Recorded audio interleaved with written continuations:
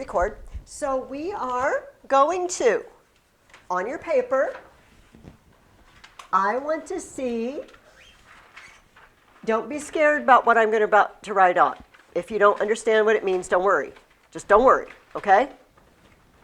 First declension, second declension, and third declension.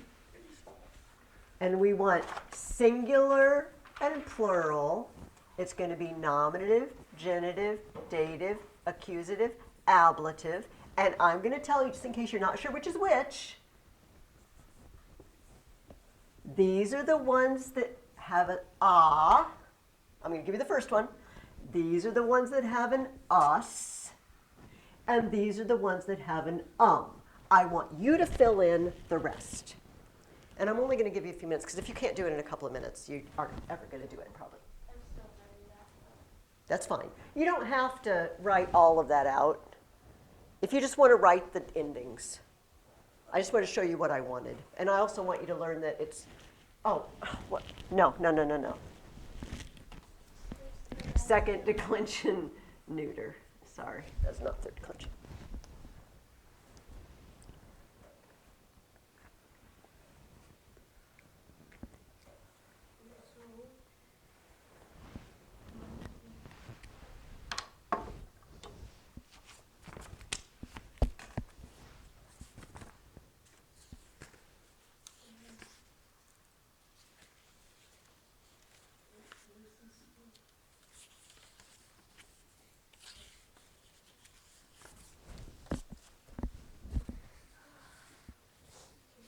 I like the size.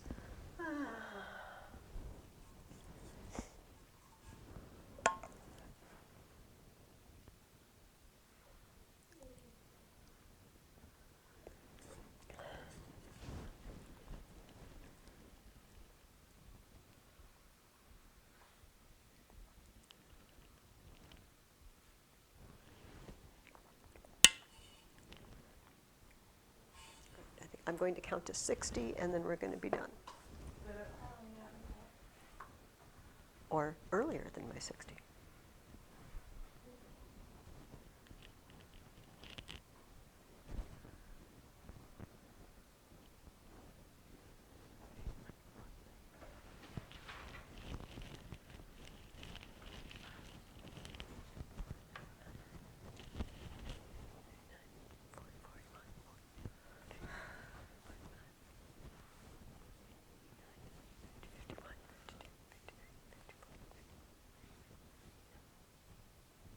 Okay, so I'm now going to fill it in.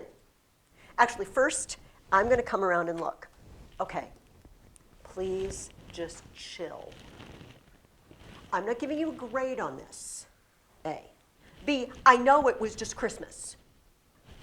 Like, right? I'm not crazy. I'm not living in another planet. So do not worry. But I need to know. Do you see what I mean? It's like telling the doctor where it hurts or whatever. You got to tell the doctor or the doctor can't help you, okay? So I just want to see how we did.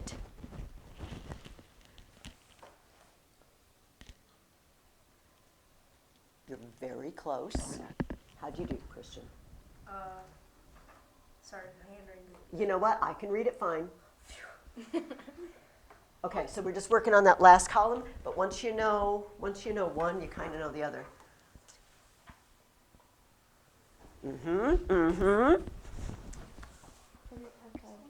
It's okay. I know I kind of rushed. It's looking pretty good though. Okay. Oh, I'm proud of you guys. No. I just. Oh, you even put the backgrounds in the other ones. Okay. Here's what we're gonna do. I'm gonna fill it in. You're gonna fill in anything you didn't write or anything you got wrong. And if you didn't have time to write it or you missed it, after you write it, I want you to draw a circle around it for yourself. This is a message to you. I missed this one. This is one I need to look at more closely. Or I don't know them well enough that I couldn't write it in the time Mrs. Ferguson gave, okay? So that's for you. That's not like to tabulate what your score is, yes. What if I write as slow as me? Or was it pretty slow? What if, what? What if someone writes as slow as me, which is real Well, you know what? I understand that. So we're all different, right? You do the best you can. But here we go. Ah. Now, this ah needs to have a line over it. I, arum, is, as, is. There we go.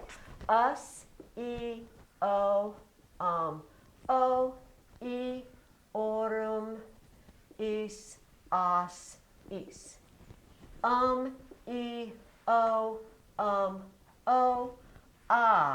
Orum, is, is. And notice when I said, I think it was to Christian, I said, if you know this column, you kind of know this column. You just kind of have to remember that the nominative and accusative plural are A's, but the rest of them are all exactly the same. And the rest, and these two columns are exactly the same, except for the nominative singular right there. So kind of after you know this one, if you just know how to tweak it a little bit, you've got this one. You're done. And notice we call them both second declension because they've got practically the same endings. Okay, so first of all, let me say I'm very pleased.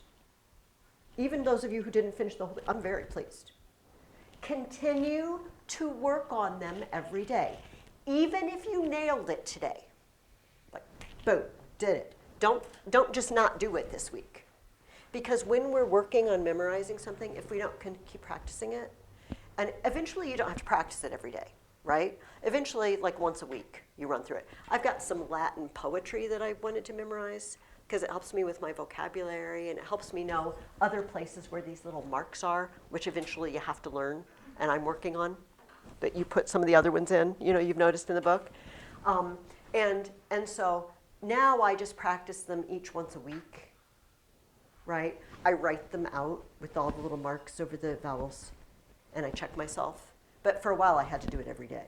And eventually, I'll just do them once a month, and I'll have them. So at the stage where you're at, do them every day. But I didn't do them 10 times a day, right? If you got it, do it once a day. If you don't have it, but you almost have it, do it a couple of times a day. Are we good? Yeah.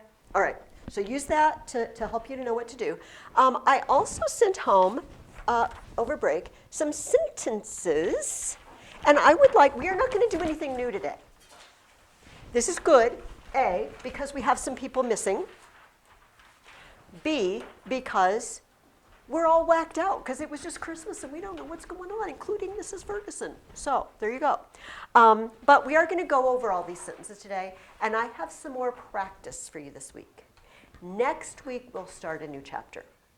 And I feel like we've gotten some time to really sort of brush up on the stuff that we've been learning. I'm going to leave these up here, and then we can refer to them if we need to. So does everybody find the paper that says Sentences, Chapters 4 and 5? Do we have it? If you do not, I will write them all I can write them on the board. I have it. Or if you're missing yours, does everybody have them? I wrote the answers in the paper. That's okay. Do you want to slide over next to your sister or next to Luke and just look so that you can see it in Latin too? All I asked you to do is turn Latin into English and English into Latin. This isn't answer the question. It's what does it say, all right? In the first one, it says, medus ab est, davus ad est. What is it, Christian? This is not here, but dad and sister. Yeah. Or you can say is present, is nearby, is close. Ab est means away. And we can remember this easily, the difference between ab est and ad est, if we remember the word absent. Julia, Preston, and Amelia are absent. In Latin, we say they absunt. Julia et Amelia et Prestonus absunt. Vos discipuli ad sunt. So if you just remember that like absent. If someone's absent, they're not here. And the opposite is adsunt. Very good. You had a little wrinkly face, Anne. Do you want to share your wrinkly face? Are you good? Okay.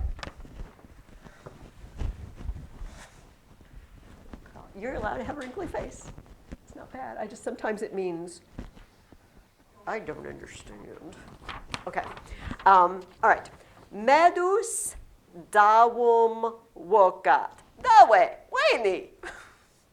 All right, I'm going to let Bryn do it.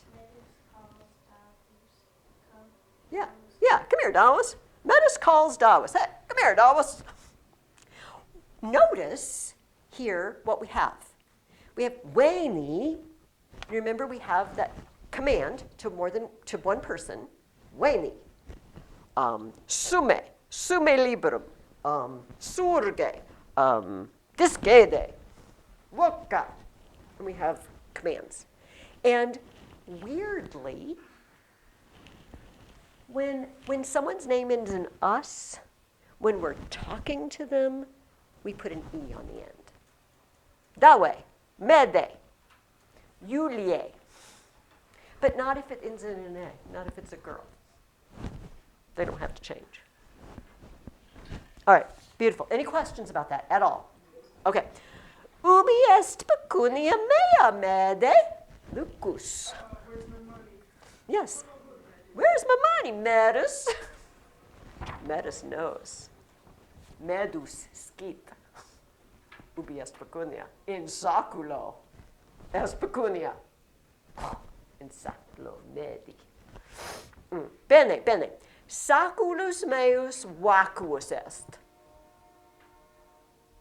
Somebody else want it that hasn't done it yet? All right, Christian's going to have it. Yes, do it. The sack's empty. Yes, meus saculus. All my sack. My sack is empty. Meus. How do I know? Well, this is a stupid question with this sentence.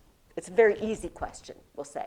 How do I know that the word my goes with sack? What is there about those two words that tells me, oh, the my is describing the sack? The ending. The endings match. Remember when we have an adjective, it's always going to match the noun that it's describing. Except that was a silly question. There's nothing else for it to describe in that sentence. But when we get into chapter 5, actually in chapter 4 we had direct objects. You might have an adjective floating around. Like, is it talking about the subject? Is it talking about the direct object? I don't know. Yes, you do, because it will match it. Okay, beautiful. Now we got to do it the other direction. This is much harder. Dawes greets the master. All right. Dawes, and you said salvet, like this? Yeah. Dominus. Is that what you said? Yeah. Okay. I have a couple of comments. Although this is a very good start because you have put the word that means Dawes, the word that means greet, and the word that means master, which is awesome. Now, who's doing the greeting? Who's the subject? Dawes. So we are golden here. We have a subject ending. Now, salve, this is tricky. I do say salve when I greet you. Salvete, discipuli, et discipuli. However, we have learned another word. Did anybody use another word for this? I use salutat. Salutat. Now, Christian is like, doesn't matter. Well, it does a little bit because salveo actually means to be well, to be strong or be well. So when I say salve, salvete, it's a command, and I'm actually telling you, be well, which is a nice thing to say to people, and we say, be sick, be miserable. We don't go around saying that. We say, hey, be well, have a good day. And so when we say this, we would say, Dawes is well, the master. We can't really say that. That doesn't make sense. So we're going to say salutat. Now, who's he greeting? Who's getting the greeting? Who's having it done to them? Dominus, Dominus. So we're going to have an ending that means Dominus is the direct object. Dominum. There we go. Davus salutat Dominum. Now, it's okay that you said Dominus. Do you understand why? Yeah. Okay, that's always the most important thing. I don't expect you to get them all right. I do practice ones, I don't get them all right. I have a Latin composition book that I'm working through. I don't get them all right. But I try to know why I didn't get it right. That's the important thing. So we have a subject, a verb, and a direct object. And direct objects are always in the accusative case. Are we good with that? Okay.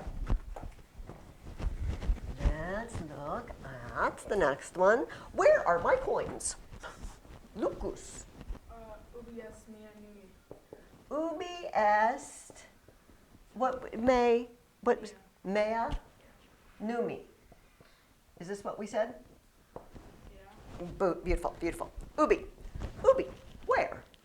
Now, how many coins are we talking about? Well, one or more than one. Is it singular or plural, in other words? It's plural. So here's the deal. We can only use est when it's singular, right? No, let's work. Actually, numi is right. But this part we need to work on, because where is numus? Where is my coin? One of them. This would be fine. But it says there's more than one. What do we use instead of est when there's more than one? Sunt. Ubi sunt. Ubi sunt numi. Now, whose coins are they? My coins. And my is an adjective. And what did we say about adjectives? They always match the thing that they're describing. So instead of mea, what do we need to put here? Mei numi. Does everybody understand why? Does everybody see that? Does anybody have a question on that one? There are no silly questions. Maybe there are, but I wouldn't act like they were silly even if they. But I kind of think there aren't. If it's something you don't know, then it's not a silly question. Okay. Then that would be a silly question. You're right. To ask me something that you already know. Okay. Julius commands Davus. Answer Davus. How do I say Julius? Julius. Davo responde Davus. Oh, okay. Move too fast. Julius. Who? Imperat. Davo. Responde Davus. Responde. Davus. Ooh. All right. First of all, we got a subject. Imperat. Now, I'm going to ask Grace, why did you put the ending thou-wo? Because it's a direct object. Am I correct on that? You know what? It's yes and no. Okay. Normally, a direct object would have an ending, thou-wum. But this occurred to me. This is going to blow everybody's mind. It blows my mind a little bit. Dawo is actually the right answer. What? because, and I didn't think about this until I just read the sentence to you. And I don't know if they did this in the chapter. Impero takes the dative. Literally, it gives a command to someone, and you don't even use the dative yet. So I should not have given you a command someone sort of sentence. That was my bad. So if you put dawum here, Like, as far as you know, that's right. And so no worries. But she actually inadvertently used the dative case that we haven't even met yet, and that's actually the one you use always with impero, and you don't even know that. So Miss Ferguson screwed up. If you put Iulis imperat davum, that's fine. If you said davus, we do have a problem. Because davus, that ending means it's the subject. But davus isn't the one commanding, right? And what does he command? Responde, davus. Now, we also have met something already on the sheet. When I'm talking directly to someone whose name ends in us, what happens to their ending when I talk to them? There was one, look on your sheet, look in the earlier ones we've already done, where somebody's being talked to, and their name ends in us usually. What happened to their name? Look at the second one. Medus davomokat Waini dawe. Does everybody see it? Look at sentence 2. Whenever we talk to someone, I'm talking to you, Davos. You, Davos. It ends. It looks like Dave now, but Dawe. Dawe. That's tricky. Does that make sense? Does anybody have a question on that one? Is it a silly question? Okay. One more on this one. Okay. Medus fears the stick. Medus temet baculum. Certe. And he should. And he should. Because he's a rotter and a thief. Beautiful. This is correct. Medus fears the stick. Now, here's a weird thing about baculum. Baculum is one of these. We never say baculus, right? It's one of these. It's baculum, baculi, baculopa. And so, technically, if I see this word baculum, it could be the subject or the direct object.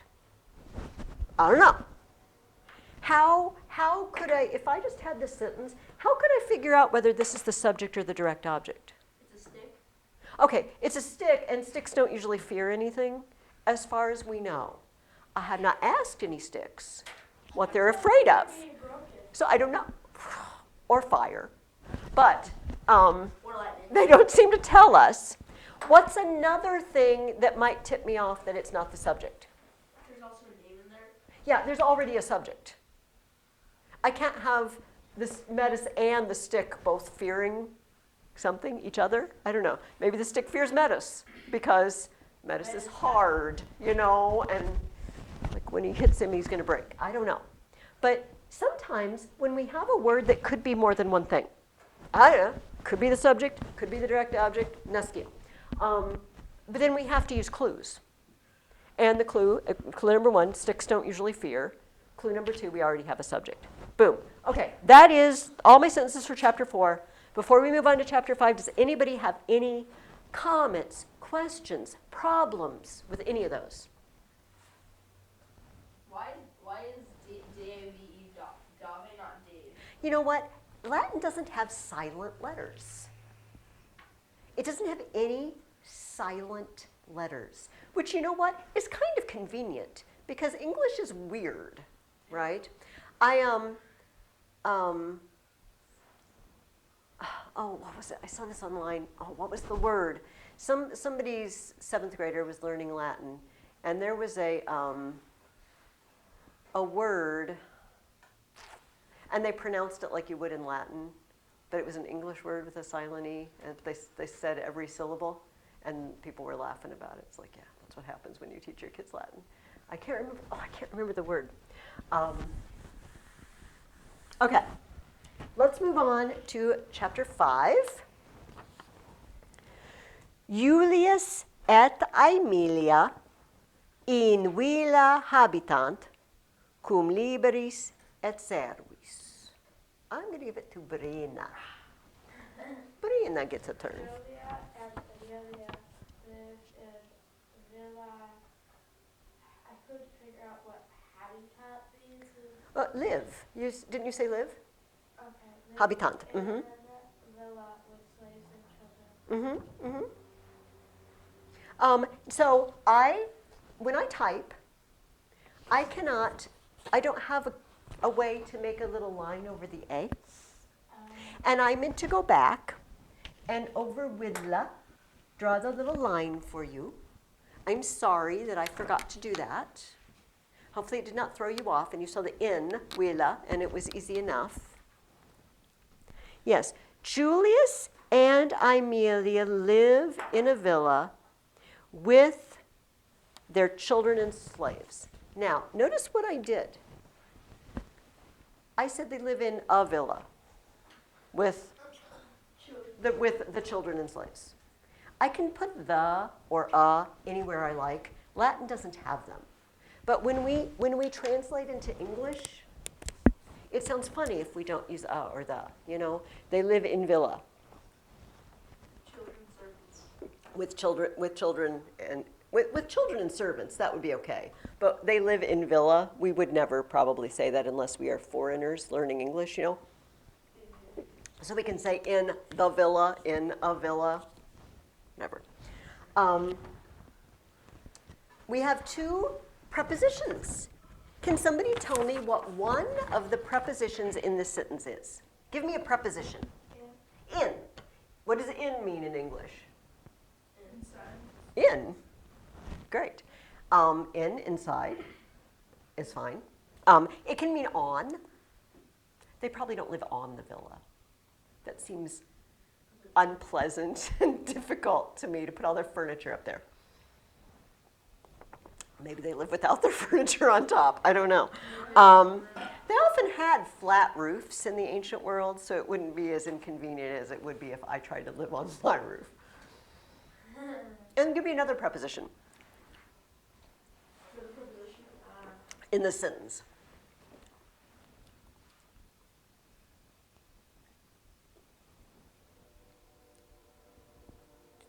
It is a word that they use the ablative case with. With, cum. Cum liberis et servis. Bene, bene. And here we have liberis et servis. We have ablative, plural, that we use with the preposition. Does that make sense? We good? Okay. Julia multas rosas in horto videt. Julia sees many roses in Julia sees many roses in the the garden. garden. Multas rosas, plural. It would be weird to use the word many and then it only be one, wouldn't it? She sees many rows. Except sometimes they do use it as singular and it means much, right? Much or many. In horto. Our preposition in with our ablative horto. Bene, bene. Julia filios vocat. Market quinte, venite. Julia calls her brothers Marcus and Quintus. Come. Bene, bene, bene. Cur, why did Julia say venite and she didn't say veni? Because there's more than one. Because she's calling more than one of them. Venite, venite. In up above in our chapter 4 sentences, they were only calling one person. And now she's calling both of them, and look at what happened to the endings of their names. They morphed into E's because she's talking to them. Marque, quinte. Come.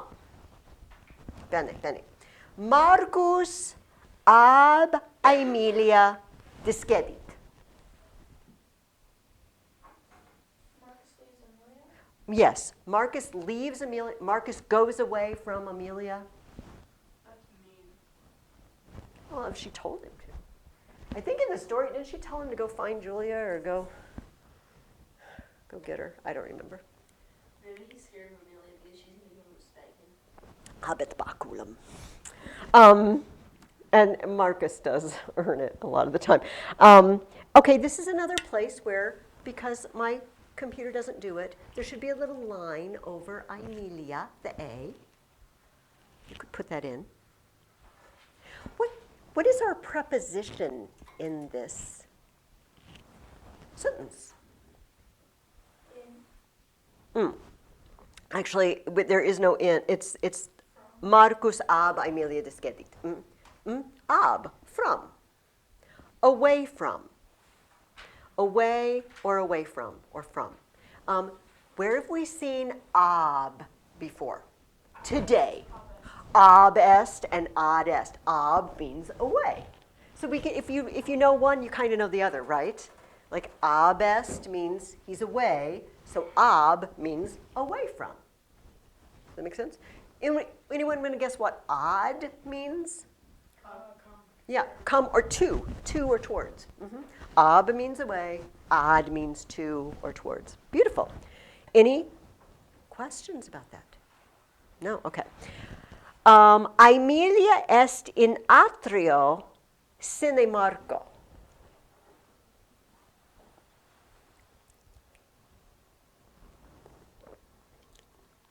Ooh, this is a hard one. Some of it you gotta have, right? Yeah. Give me any part you know. Amelia is in, without Marcus, I don't know. Yeah, Is in the court? yeah, atrium. You can just call it the atrium. Yeah, the courtyard. Yeah. Yeah. I thought I know what the court. Oh, The court. oh no, that's a different thing. This is the courtyard. Like in our little map in the book of the rooms, parts of the house, right? She's in the atrium. So you can just call it atrium. Just like you can just call the forum. You have to call it the marketplace. Just right. It's much fewer letters if you just write forum. Marketplace is a long word. Okay. What? Somebody give me one of the prepositions that are in that sentence we just read. In, and what's another one? Sine. Oh. What did you say? No, but I want to know what you said. Without. Oh, yes, without. I'm sorry.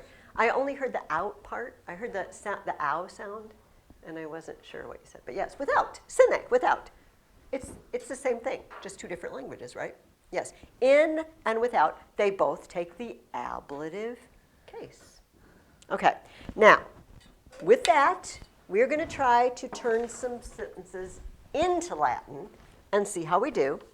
First one is, Amelia does not see the girl in the garden. You want to give it a try, Christian? Sure. Amelia known as Amelia known as what we that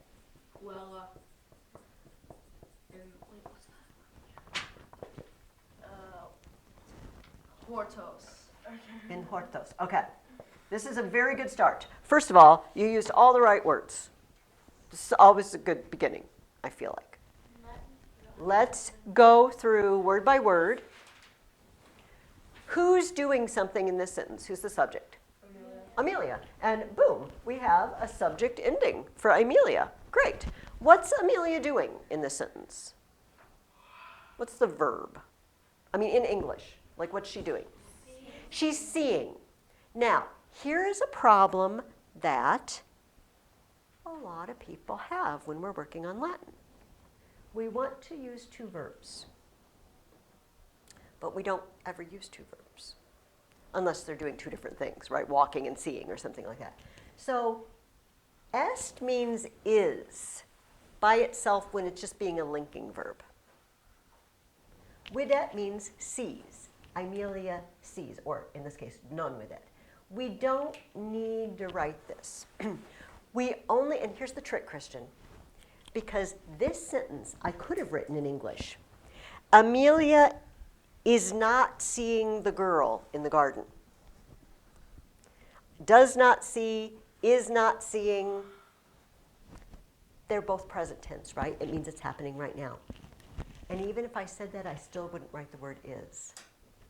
Look at these two sentences in English. Amelia is the mother. Amelia is calling Marcus. Okay. Both of these sentences have the word is. But one of them would be the sort of sentence we would use est, and one of them is not that sort of sentence. Yes, yes, because that's the only verb there is. It's a linking verb, right? There's no action. Nothing's happening in this sentence. It just tells you about her existence. She is the mother. This one has action. Isn't the whole verb. Is calling. That's the verb.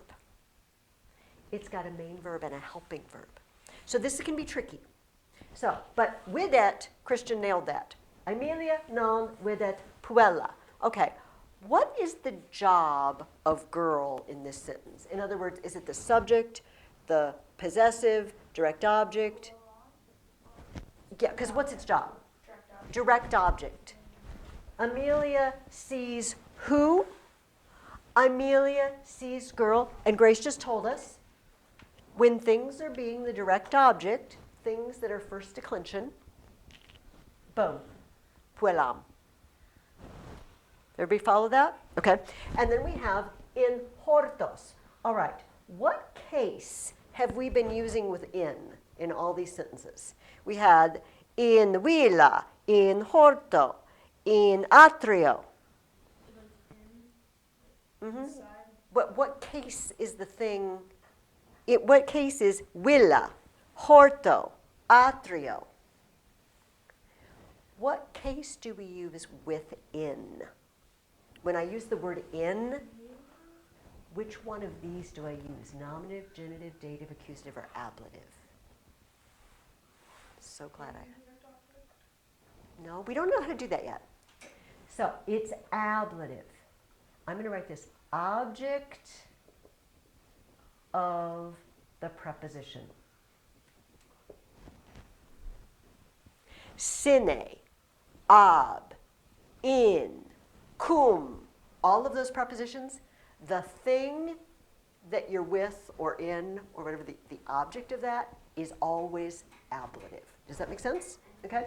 So we need in the garden to be ablative. So hortus is one of these. Horto.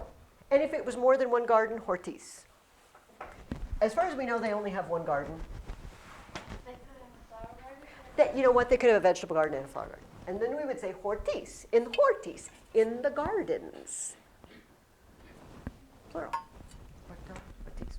Okay, this is complicated. These sentences are a workout. Guys, it's much, much harder to go from English into Latin.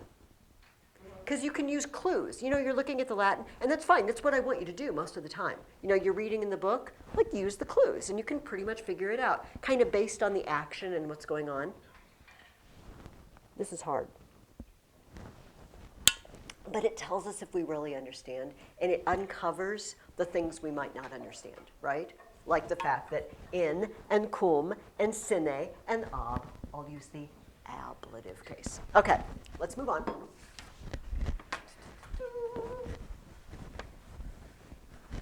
Are our brains are they starting to work again? Mine's starting to work a little bit again. No, you're fine. Okay. Julia hears the boys and comes. Do you want to try the whole thing, or does somebody just want to give me a word? Julia. Audit. Puer. Pueri. And comes. Et. What did you say? Et venite. Okay, we have a very good start here. We have a very good start. Who's doing something in this sentence? Julia. And so she's got our subject ending. Boom, boom. Julia audit. Very, very audit. That is the way we should say that. Who does she hear? Boys. Now, what does that mean the job of boys is?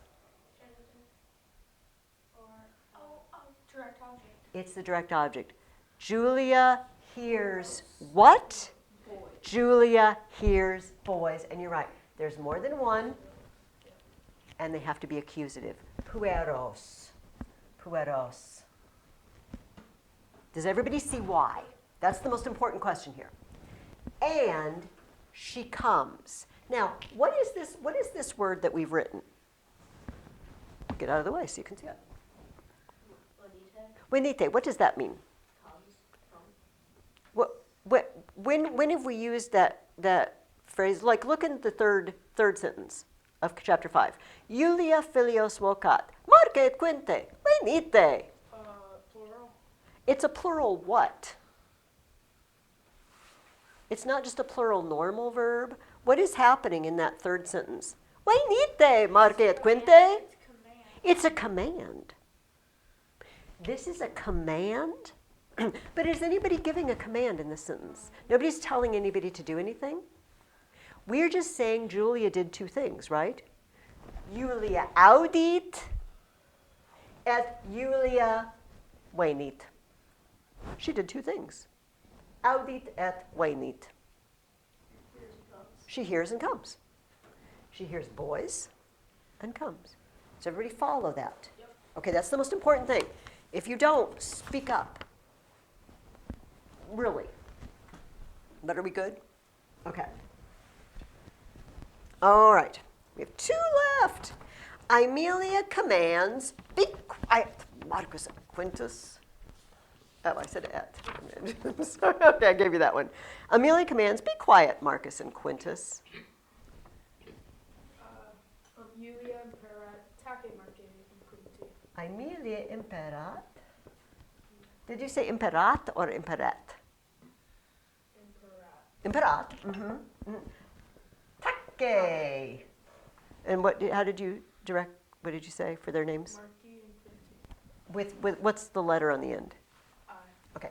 Marci et quinti. It's probably a good command most of the time in that house, or at least to Marcus. Okay. Who's doing something in this sentence? Amelia, and look at that. We have a nominative singular ending. Boom. Julia imperat. Now, take. If she says take, how many people is she talking to? But is she talking to one person? No, two. So what do we need to do? Takete. Takete. Does everybody see why? Yeah. Now, we have taught, I like the fact that you didn't just say Marcus and Quintus, but I think we might want to pick another letter on the end. OS. No, remember what happens when you talk directly to someone. Look at the second sentence under chapter 4. Medus davum vocat. Dawe. Dawe, vaeni. And then ubi est pecunia, mede. I know this is kind of hard to remember. That's why they do it a lot in the chapters when we're reading, to kind of get used to it. It's called the vocative. It actually is a case. And in most cases, the vocative is the same as the nominative, except for this weirdness. And there's a weird thing that goes on with sons and the word my in the vocative that we won't worry about yet. We will eventually. Okay. All right. Here's important. Does everybody understand the changes that we made and why? Okay. All right. The boys put the roses in the water. Why? Because they don't want them to die. Rosae moriturae sunt. They will die. Sine aqua. Okay. What was it again? The boys put the roses in the water. What shall I say? Pueri rosas in aqua. Pueri rosas in aqua. Do we have a verb? Positioning. I like where he was going. That's not right, but that's a really good guess. Positionit. I like it. I like it. Did anybody write a verb on this? I do, actually. I you know what? If it makes you feel any better, when I'm doing my super long practice sentences, sometimes I just leave the verb out too. I get so into the other words, I just forget there's a verb at the end. Ponit. Ponit. Mm-hmm. Oh, actually, ponant, because there's more than one of them. Ponant. Put or place. Pono, ponari. Ponit, ponant. And if it makes you happy, Luke, later on you will learn that verbs in Latin have 4 parts. And eventually you learn all of them. All right? We're just kind of learning at the very beginning. And the 4th part of pono is positus. And so positioning comes from positus. Lots of English words that come from Latin come from that 4th part. Like trajo, which means drag. The 4th part is tractus. So we get tractor, traction, all those sort of words come from trajo. Okay, that was a bonus information. You do not have to remember that. All right, so pueri ponant rosas in aqua. Beautiful, we have a subject, and there's more than one. Ponant what? Ponant rosas. What is the job of rosas in this sentence? Be an aqua. What? To be in water. But when I say job, I always mean for you to say subject, object of the preposition, direct object, possessive. That's job. What is its job?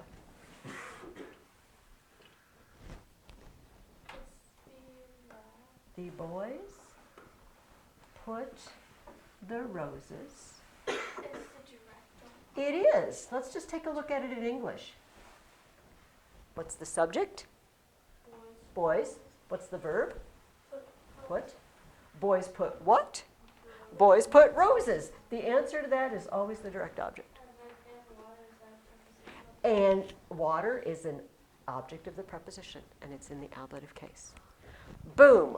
Wow. All right, that's a lot. Here's what I want you to do for next week.